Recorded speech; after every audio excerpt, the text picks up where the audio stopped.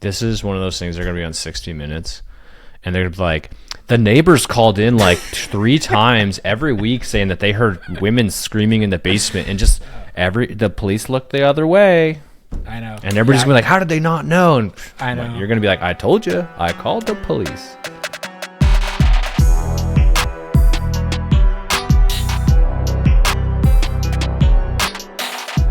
What's going on, guys? Welcome to this episode of the Collecting Keys Real Estate Investing Podcast. Today is Wednesday. This is the Mike and Dan Show. This is where I, Mike DeHaan, and my co-host here, Dan Austin, talk about this week's real estate investing business and whatever else we feel like. And we have had such a traditional off-market real estate week. We have. It's been up and down, left and right. I know. It's funny because when we first started this show, we talked about like real estate crazy stories, and that was like the thing. But as we, that was like our main topic. That was all the weird shit we ran into. Well, we were in the trenches right then, right? Yeah. And as we've scaled, and we're doing like this partnership program where we're partnering with people all around the country, right? And we're doing a lot of our business virtually. We just aren't in the mix as much. But this past week showed that being virtual doesn't really matter. You can still face weird sellers and all the other nonsense that comes up. Oddballs. So we'll just go through it. So like in the past week, we've had a seller no-show on some deals, right? So we weren't able to close. We've had a seller call in that we're pretty sure is like a murderer, right? He may have admitted to murder, like on there. Right, we've had at least implicated himself. Yeah. God. We've had several sellers that have like tried to back out or like change terms or have not disclosed stuff to us at the last second. I mean, it has just been like, textbook wholesale sort of real estate stuff. But you know how I know we've been through this is I don't think we definitely weren't shook by any of it. No. And that, like, it was just like, okay, this is like, you get to a point where, okay, these are the steps we're going to take. Yeah. We're just executing. This was actually something that I found really interesting was, so basically with our business, our entire staff has turned over really in 2023 versus what it was previously.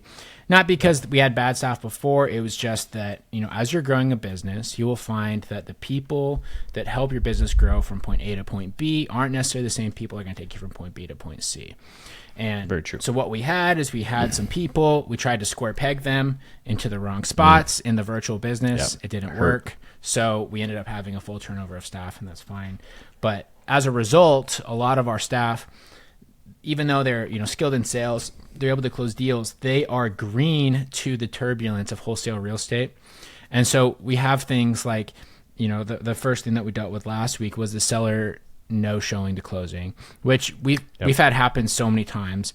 And so often. Yeah, so often. And this whole situation was, we were scheduled to close. He verified with us the day before, the seller, that we're all good to go. We said yes. Okay, absolutely. We're all good. Close tomorrow. He had been communicating, just as a side note, which isn't always how it works, is he had been communicating with us pretty regularly. Super like regular. He was like worried we weren't going to close. I know, yeah.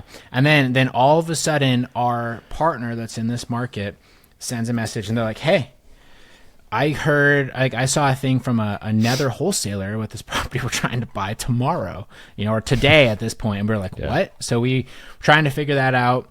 We were hitting him up. The seller ghosted us all day. We go to the attorney and we say, we're going to put a memorandum on title, basically cloud title, which forces him to sell the property to us at some point in the future. So puts like, I don't know, it's like a lien, or if there's like, is it actually? Like it's basically, you record, it's called, a memorandum of sale, which means that when a title agency goes to pull the title report, it will pop up on there, and they can't insure that because basically it's saying that, hey, there's this other person that has the legal right to buy this property, fundamentally, and so they won't insure the title. They won't basically give them clean title. Exactly. So if he tried to sell it to somebody else. Yeah. So the only way around it is if somebody goes and pays cash and waives like all of the title contingencies, which very rare, if ever. I don't know. Yeah, it would be super rare unless the dude could talk them into it. Because then when that person went to go sell it, and if it was a traditional sale, it wouldn't work. Yeah. Basically, no lender That's why you see on your HUD statements like lender's policy, like there's like a lender is always you're paying for it, but they're always getting their own policy as well. Yeah, exactly. So he essentially with that, he can't sell it to anybody else. And then sure enough, we sent him a text message and we're like, hey, just so you know, this is what we're doing. We got our attorney involved and all that sort of stuff. Literally 8 minutes later, he texts back and he's like, hey, I'm so sorry. I've been talking to this other buyer. I know that's wrong. He's like, I need to figure out these things with like my franchise tax in Texas. And after that, we're good to go.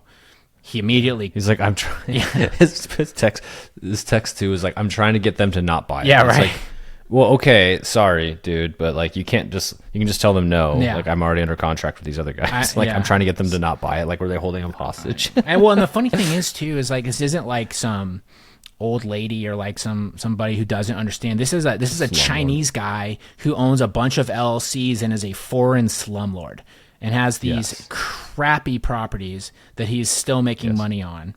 So he fully knows what he's doing. He can play dumb. Yeah, and so this is being a bastard. This is a common thing, and actually there's a couple ways to address this, but like really like Mike and I have never made it a habit to buy a house if somebody doesn't want to sell it to us. Mm-hmm. Like if somebody's like flat out like, I don't want to sell it to you, I'm having a change of heart. Like we don't typically pursue it. Like as a little old lady that's like, I just can't find a place to live. We're not like, oh gosh, you have a PSA with us, we're suing you. Like we don't do that. Never have, never will. But in this case, where this guy was just a slumlord and he was just trying to basically retrade with a whole nother buyer, we knew exactly what was happening. Like he was just trying to go and find a better deal for whatever reason at the last minute and just ixnay on our contract. And so that's when we just kind of took the steps, called the local attorney, and every state's going to be different how you can do this. But like for us, this one was like, it's like $300. Lawyer drafts it up, boom, he goes and records it for $50 in that county. It only costs $50. And then now they have that cloud on title. It doesn't mean anything. We could also go down the path of suing this guy, but that's never fruitful. No. I would never recommend that for a wholesale fee to sue somebody. But yeah, definitely this. And we've done similar things in similar situations, but not all the same, in order to protect our interests, even if it's like long-term benefit. Mm-hmm. Well, I think the only other time that we've done something quite like this was when we had that lady who decided she was going to back out at the that one hour. there that you're talking about was like a first right of refusal essentially, right? Where we basically were able to record like, hey, we get the first right at this price. Basically we had like a strike price recorded. It was this price on the PSA, and that seller actually recorded that or signed that for us and said, yeah, okay, if I decide to sell again in the future, because I know what I'm doing to you guys, again, the day before closing, I don't want to sell to you, I know what I'm doing. And so she was about to go into foreclosure, so we thought for sure the banks would be calling us, but she died. Yeah, she died. She died instead. Went a whole other turn. Other direction we didn't plan. But so we had that situation, but it was funny because like the team, our sales guy that was working it was, obviously he wants to get paid, and he was like trying to figure out how to approach it. And then like our partner down there, who's like kind of new to wholesaling, was like, oh, what do we do with this whole situation? Yeah. And then you and me were just like, it's easy, man. This is just like, we call the people, it might come together. Like we can at least push it off a couple of weeks. But it's so standard for this kind of business. It is. So you have to have a action for every reaction, or a reaction to every action. Yeah. In this game. And this is also why it's so important in wholesaling and off-market real estate to understand how real estate transactions work and like the little nuances of it, because that is something that I think is so overlooked, and people focus on the real estate. You can learn the real estate, you can create value and that sort of stuff. Knowing how to manage a real estate transaction and all like the paperwork that you have to have and all your different options, that is where you get an advantage over sellers and other investors, because you can get creative, you can protect yourself and stuff. For sure. Yeah, that's a good point. So yeah, we had that. It's looking good. And then now apparently the guy wants to sell us more properties too, now that we're kind of strong arming him. He's like, okay, well, I guess you guys are legit. So seeing how that comes together. Then we had this one seller that called in, and I'm still not sure. I actually did end up calling the police on this one, and they just told me they would look into it, and they probably won't ever, because why would they?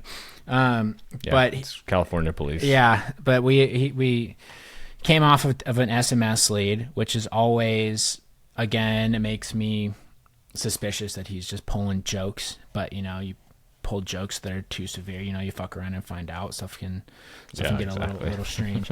But he's on the steep part of the find out curve. Yeah, but he started talking about how he has like this like blood spatter all over the kitchen, and the great thing about the floors is it's like easy to clean up blood. And then he's like, I wouldn't be able to show you one of the rooms because of what I have in there. And then when we called in to make the offer, he's like, well, I'm really worried about what's like in the backyard. And our sales guy was like, is this talking about what you were, is this referencing to what you were talking about before? And the guy's like, maybe. Perhaps, yeah. So our sales guys are like, we're super spooked by this, and they're like, I don't even want to talk to this guy. He sounds like a psycho.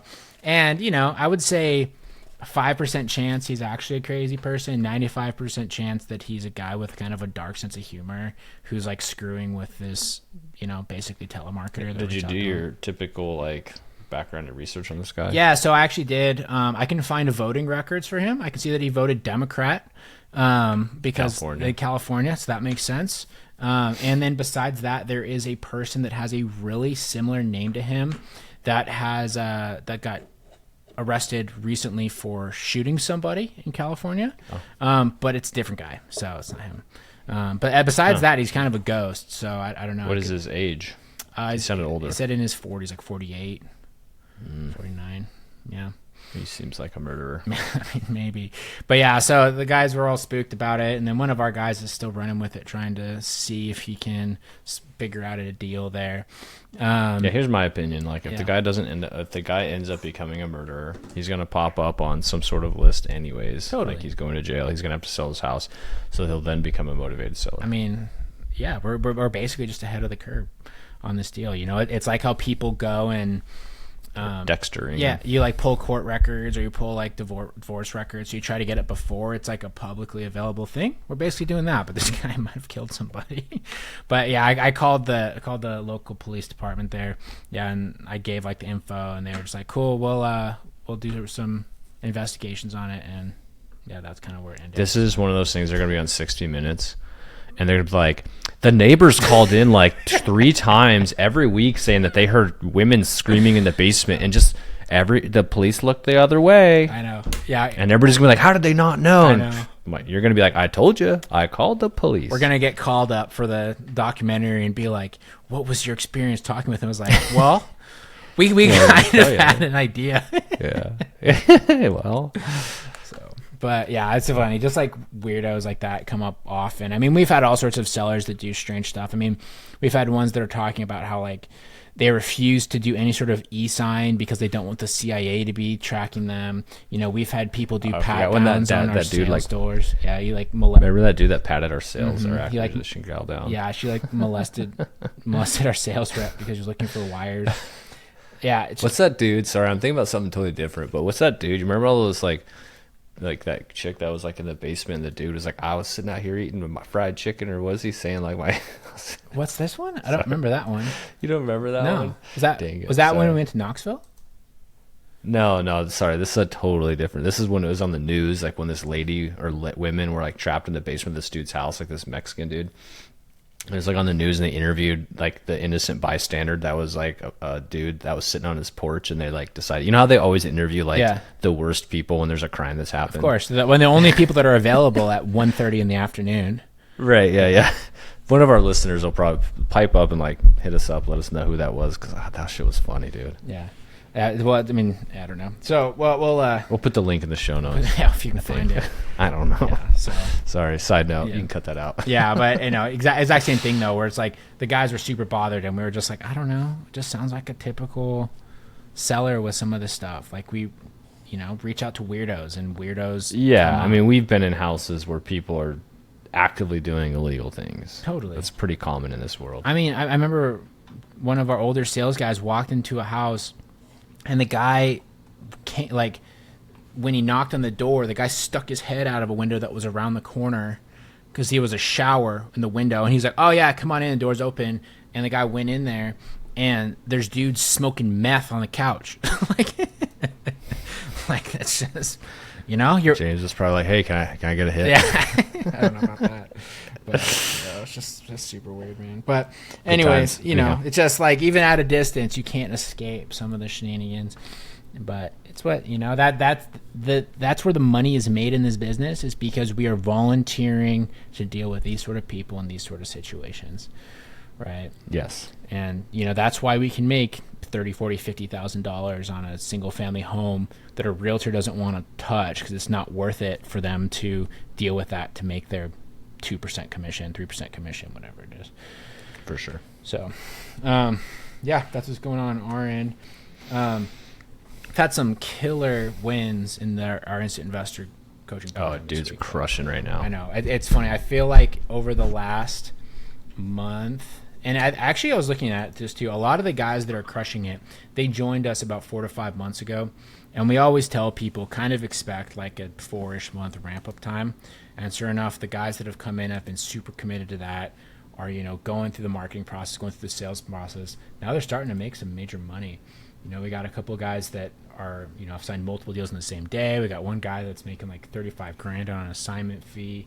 We got lots of big stuff going on. And one of them actually brought up. What's fun though too, before we like actually talk about those, is like you can kind of see people come in and like they're kind of high, right? Mm-hmm. They're like, yeah, this is awesome. I'm learning all this shit. Like they're being productive, and then inevitably, and this isn't for everybody, but inevitably, like there's like this like little bit of a, like you can see it like slump where they're like, man, what the heck? And it's like that waiting period when you send out your first or maybe even your second batch of mail and you haven't gotten a deal yet, but you've talked to sellers or maybe you had deals slip through the cracks. And there's like this like kind of trepidatious period, and then it's just like then it's a rocket ship, right, where it goes right back up, and they're just super pumped. And we have a lot of people that are newer that are in that like rocket ship phase where they're really starting to hit their stride and actually make some, big wins. Yeah, like tons of them. Well, it's like it's trademark. Have you seen that thing that it's like the curve of success or whatever, and you start with like excitement, and then you have like the period where you feel like you're super smart because you're onto something, and then you can't figure it out, and at the bottom of it there's like depression, and that's where most people quit. But then once you overcome that is when like the growth and everything happens. Right, and that's when like it's awesome to get to see the other people in the group winning for those that are in that depression. Because like, okay, they see the path. Like, okay, I know I can get there. I just have to stick with it. And if they listen to everybody that's in the group that's stuck with it, they'll eventually get to that like super high, awesome, making money. Absolutely, and that's the value of accountability and enjoying joining groups like the Instant Investor Program or other groups that are out there. Is you meet people that you're like, this person is just like me. They've just figured it out. Why can't I be this person? And that usually is enough to carry it through. But why can't I be Michael Jordan? That's what I always say. They're not tall. Yeah, unfortunately, when it comes to things like going to the NBA, I don't think the same principles apply, but that's fine. So what are some of these wins? Like, what are we talking like? Yeah, well, who's crushing? Like we've had, I don't know if I want to put their names on blast because they haven't necessarily. No, not their names, but like we had a dude like clock in a $33,000 fee. Yeah, we had a guy that brought in a $33,000 fee. We had one guy that got 2 contracts in the same day that he's looking to make sick. $70,000 or $80,000 on, depending on if he decides to wholesale them or close them. You know what I liked about that one was he said it was a dead lead from a previous SMS campaign, but he followed up with direct mail, and the direct mail got the guy on lock. Yeah. Like that just, again, proves success. Just because they didn't work out on your SMS campaign, because SMS is typically a lower quality lead when you do get them, doesn't mean mail's not going to work. Exactly, yeah. It's that layered approach. Totally, and that's such a huge thing that I think gets overlooked in a lot of programs too, is people go all in into one form of marketing, which I think you should become an expert before you get too broad, but it's so important to have that layers. We have one guy that closed 2 deals for $83,000 net. We got, what else do we have? Got innovation deals coming together.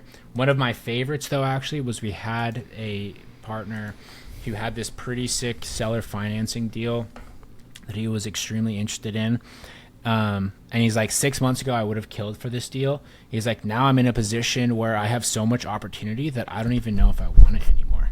And I'm like, it is a pretty sick deal from all directions. But yeah, you're right. And it's like, he's at that point to where when we started thinking this way, we're like, okay, so we bought a bunch of assets. We've got some passive income coming in. Our assets appreciated in value. So we have some great equity. We have all this stuff here, but like the incremental change to like passive, hell yeah, I'm rich passive is really high versus I can make a bunch of active income on wholesales and flips and other business ventures. And this is the thing that like really sort of drives me to always talk about making like massive income over just passive income. And this is his sort of first experience with this, which I found really cool, was he, like I said, he understands the passive return, but he's also like, or I could make like 10x this money over the next year if I don't lock it up in this asset and I apply it towards my business.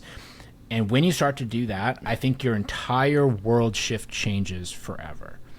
You know, and like a lot of the people that get really into like the, you know, financial independence, like I'm going to get enough money to go like live in a trailer and, you know, just like live off $4,000 a month with my, you know, wife and dog, whatever that is. They still have a broke mindset. But when you learn to make like, you know, real money, like what does Alex Hormozi say? You learn to invest in the S&P 500, right?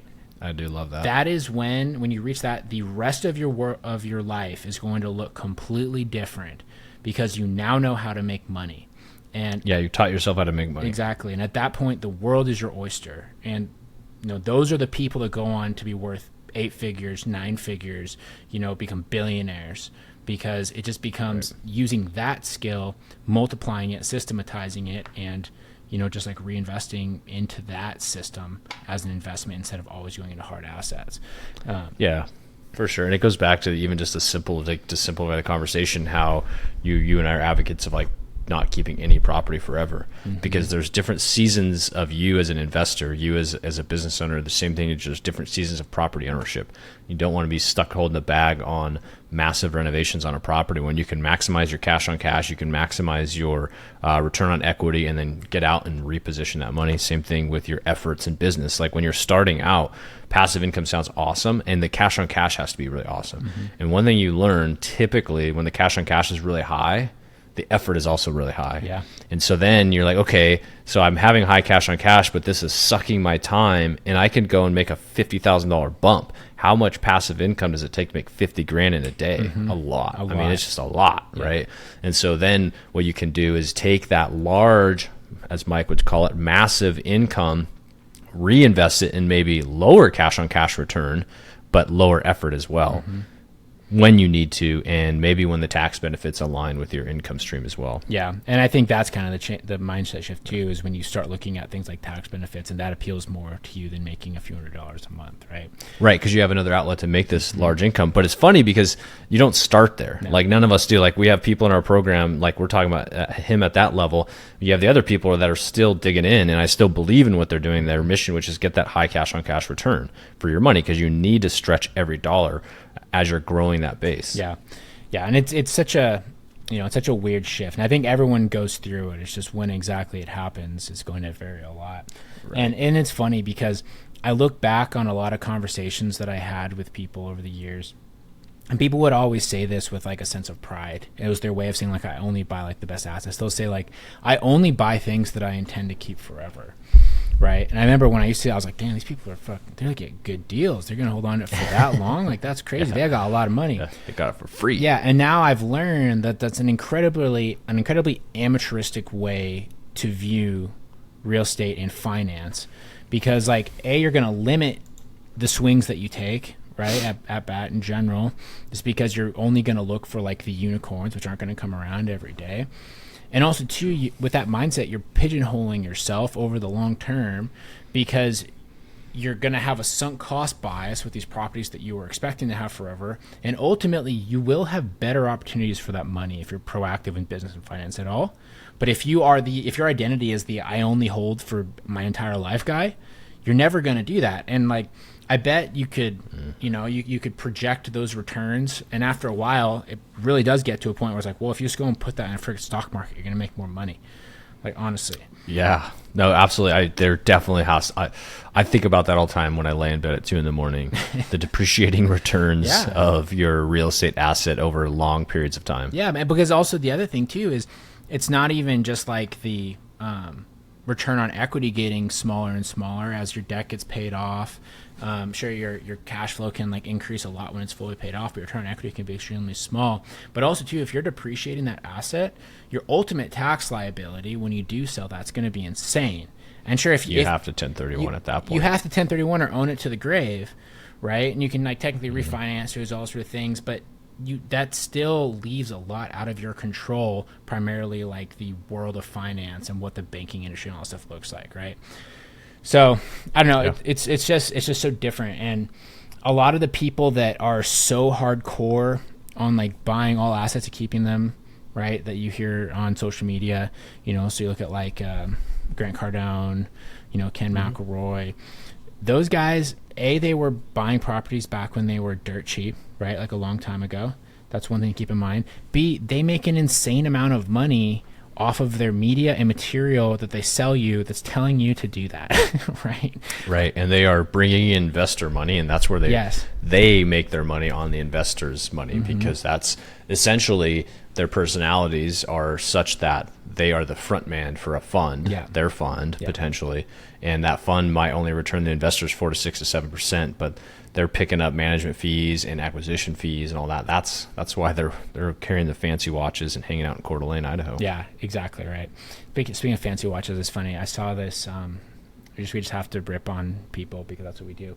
I saw this Pace Morby video about how he was talking about how he's like not flashy. He's like, I'm wearing a sweatshirt from Bucky's. He's like, you know, I'm like super low key and all this sort of stuff.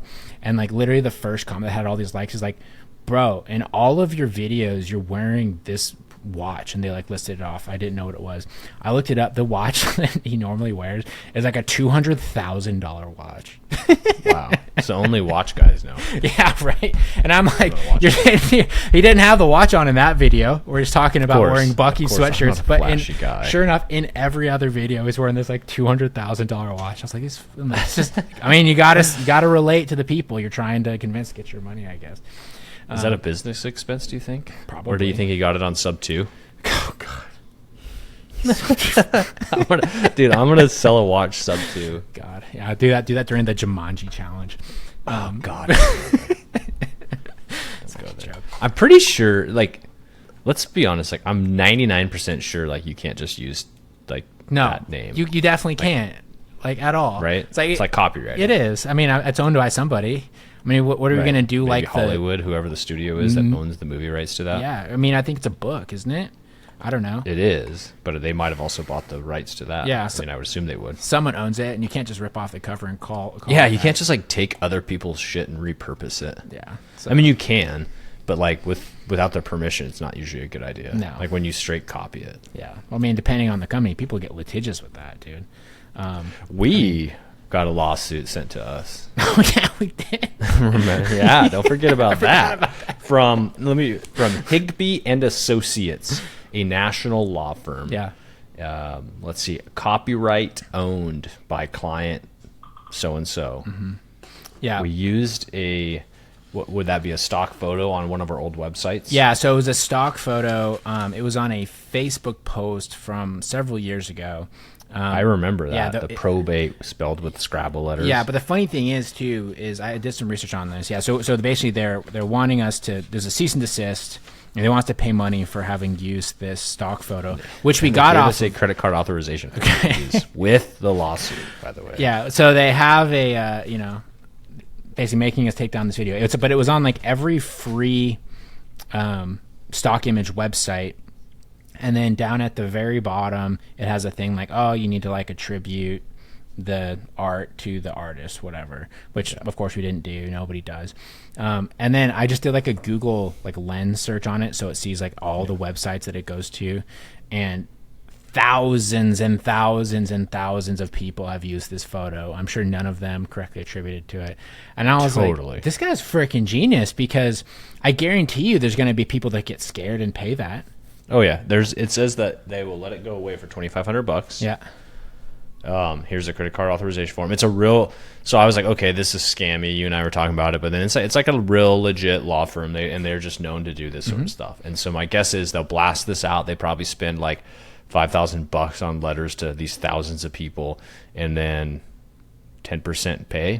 It's a win-win. Absolutely. Yeah. I mean, there's going to be people that are super risk averse that pay that. It's just like when we had that guy a couple years ago that called us and said that he was on the do not call list and that we violated the TCPA Act, and that he's going to sue us. But if we pay him, he's like, if you pay me the next 72 hours, I'll accept $5,000. Otherwise, I'll make $10,000, or else I will come at you with like the full force of the law.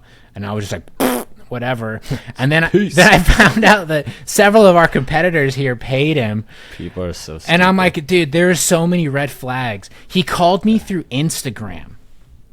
I didn't even know you could do that. He baited me on Instagram because we blocked him on our phone number. He made like a fake profile, and he's like, hey, I'm a new investor in town. I have a deal in Post Falls you might be interested in. I was like, yeah, sure, send me the details. And then he just calls me through Instagram, like right away. I'm like, if you were actually like serious, you wouldn't be calling me through a social media platform with no number or way to like connect this to you at all. He's a joker. Yeah. Good for him though. They steal money from our competitors. I know. It's like, God, you idiots! You paid him. I can't believe that. God, how do we even get on this topic? There's just the ups and downs. I don't know of why I business, brought man. that up. Yeah, I don't know. Sorry. It's okay. It's kind of like this burnt hair that I got. Another random topic. Speaking of scams, I can't believe I you have been actually paid wanting for that. to talk to somebody about this. My wife thinks it's the dumbest thing. She's like, you don't even wear cologne.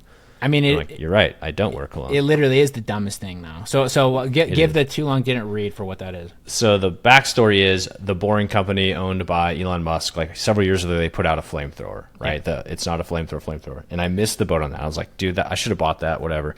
And so I was like, next time he sells something that's random like that, I'm just going to buy it. Whatever it is, I'm just going to buy it. And so they just randomly, like, I feel like it's every couple years, like they put something stupid out. Mm-hmm. And this is burnt hair scented cologne. And it actually smells like burnt hair. If you go on our YouTube, you can see his burnt hair cologne bottle. Hold it up, Dan. It actually looks like a butt plug, so perfect for you. I didn't even think about that. It's perfect for you. Which end goes in where? Yeah. So pointy. Yeah, you got two ways that you can use it. Depending on your experience level. So if you're interested in the burnt hair cologne, you can go to Collecting Keys YouTube channel and see Dan's butt plug cologne, and it'll be someone will be interested in it. Wild, but my hope is, I don't know, if you look at my background, I do collect like the most random shit. Like I'm just like a eclectic collector of random shit. And I'm hoping one day you'll have your stock frames from freaking Target actually have some photos in them. That you've had I'm gonna have to take forever. this down. I'm gonna remodel the back, but I've got some Air Jordans back there, some pictures of my daughter's hands. At least you still got the paraphernalia. frame Leonardo meme. The frame Leonardo's, that was the only thing. Remember when we first shot our first promo, and that was the only thing in the background on the wall? We like hung it up. I mean, we were figuring it out, man. We were only like 20 episodes deep at that point. Now we're at this is 128. We've done 100 and 8 episodes since that one, probably. Plus 52 Friday focuses. We're like 200 episodes. Basically pros at this point. But yeah, you got all sorts of basically random pros. stuff. I mean, you got, how many pairs of Jordans do you have? 2? Well, these are Reebok Shack Attacks, and I got those because when I was a kid, I remember a friend of mine when I was really young, like 7 or 8. They had the Reebok the pumps, and I was like, those are badass. I of course didn't own them, but you pump the tongue, and it like puts air into the shoe to make it feel tight. Totally impractical from a sports standpoint. But back in the day, the Shack Attacks were the shit. So these are like a remake of the Shack Attacks. Gotcha. with the pump. Man, I bet those are expensive. Did you buy those on Sub 2? I hope you did. No, but I'm gonna wear them to KeysCon. You definitely should. So if you want to go to KeysCon, you want to see me wear some Shack Attack pump shoes, wearing my burnt hair cologne, probably wearing a Collecting Keys shirt of some sort, maybe the Square Peg shirt or something. I don't know. Man, literally the biggest douchebag I can think of. You're wearing your Shack Attacks with your Square Pegging shirt. With your burnt hair. It's gonna be freaking cool, man. So yeah, if that doesn't sell you on KeysCon, and if someone get a hold of a Sub 2 hat for me, I'll wear that too. Oh, then you're definitely not coming. All right. Well, anyways, we'll wrap it up there. All right, guys. Well, if you do want to see that, make sure that you follow Dan on Instagram at InvestormanDan. If you want to actually get something out of your Instagram, you should follow at Mike_invest, and then you might learn something and not just see Dan projecting his weird fetishes for all of his miscellaneous shit that he collects. Dude, have some weird shit. But, all right, guys. Well, thanks for listening. Please share this show with anybody who might find it entertaining or wants to learn things about real estate or business or, what it actually means to make massive money and why that is cooler than just collecting passive income, which is also cool. But $5,000 a month, $10,000 a month, or $1 million a year, that's kind of a no-brainer if you're being honest. And I will also say, I stand by this, making $1 million is easier than buying assets to make $10,000 a month. 100%. It actually is. Like, I do think you need both, but it's way easier to make $1 million. Way easier. So please share this show with anybody who would want to learn how to do that. And you can also go to collectingkeyspodcast.com/free to get our free guide, start generating off-market leads, and then you can start making some massive income for yourself as well. Thanks for listening, everybody. We'll talk to y'all next week. See ya.